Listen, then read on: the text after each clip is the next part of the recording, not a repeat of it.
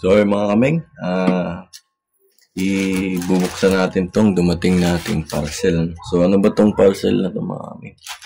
Itong diniliver sa atin ay yung order nating Microtech Hex yan, na 2024 version, ano? Yung kanyang version. So ito ay upgraded na ng kanyang core tsaka RAM, yung CPU tsaka RAM niya, no? So yung RAM nito ay mayroon siyang 512 MB na RAM, tapos yung CPU. So yung hex kasi ay yung dating hex na GR3 ay ano siya, nasa 250 MB lang yung RAM. So naging doble na yung kanyang RAM. Tapos yung CPU niya tumaas. So 5 ports siya, parehas lang din siya ng hex GR3. So yun lang pinagkaiba nila. Saka yung firmware na ginamit. So iba yung firmware nito. So may mas latest siya. So samahan niyo ako na buksan natin siya mga ano. Yan. Hindi pa nabubuksan. So napakita ko lang sa inyo kasi mag-upgrade na ako. So ito na siya. So hindi nyo nga pala alam kasi hindi ko na i-vlog yung aking internet service, ha. So ako po ay nag-PP2P or PPPoE. Yan, yan tawag po sa Microtech. So ang gamit lang po na router ay Microtech Half-Life. Half-Life po yung gamit natin. So medyo mababa lang siya. So maganda lang siya for starting PPPoE or mag-share kayo ng internet sa inyong mga nasasakupan. So ganoon po yun, PPPoE sa mga hindi pa po nakakaalam.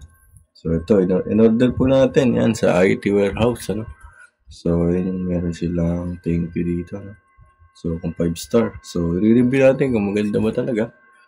Lagi ako ma-order dito sa IT warehouse. So IT warehouse, baka naman.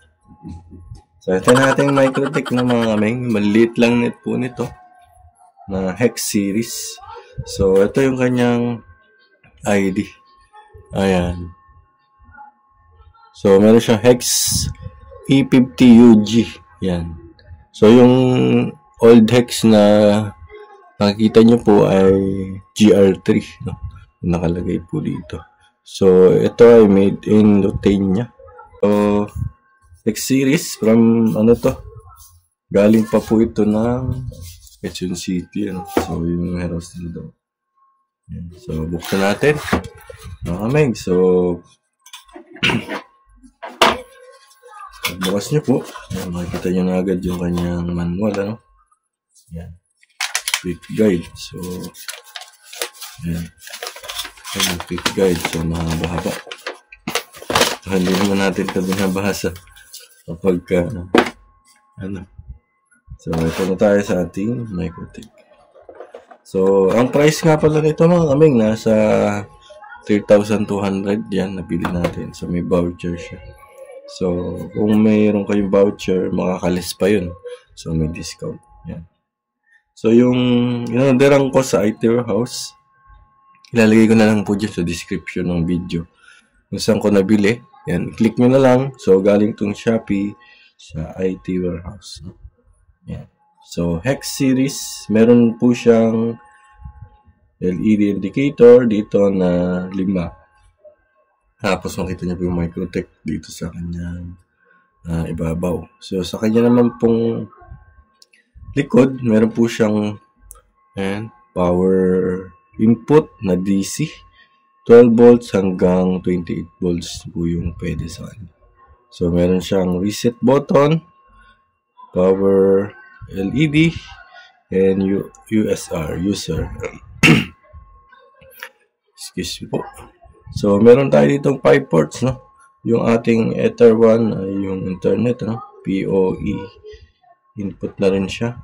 So meron tayong 4 na pwedeng i-config na PPPoE, piso Wi-Fi, PisoNet, or LAN para sa ating mga bahay. So, marami ka pwedeng gawin dito mga kaming. So, maliit lang siya pero halimo ito mga kaming.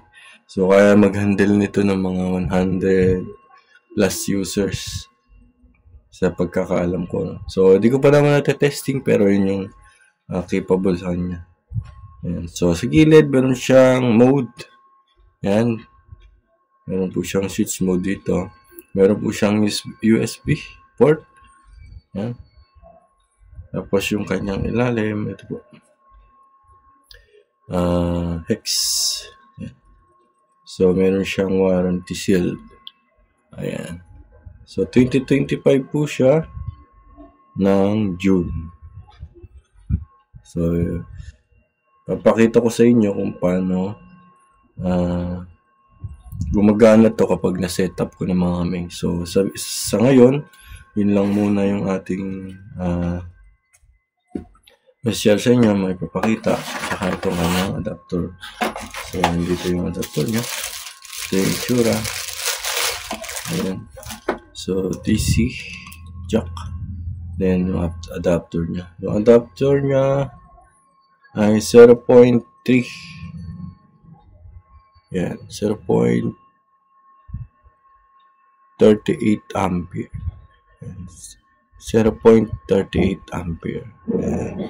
24 volts po yung adapter natin. And 9.12 watts yung maximum niya. Yan, AC input.